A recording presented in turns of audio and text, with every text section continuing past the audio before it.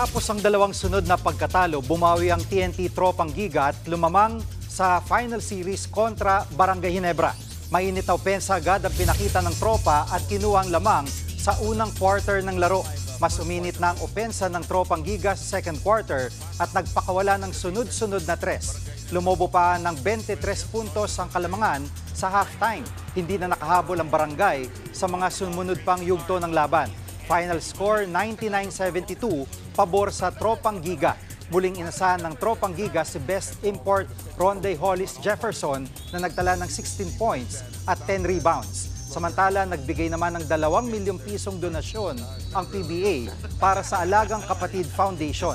Mula ito sa ticket sales ng Game 1 at ilala ng foundation para sa mga nasalanta ng Bagyong Christine. Mga kapatid, Jiggy Manikad po, iba na ang may alam at may pakialam sa panahon ngayon. Para sa konkreto, kumpleto at komprehensibong balitaan sa Frontline, mag-follow at mag-subscribe sa social media pages ng News 5.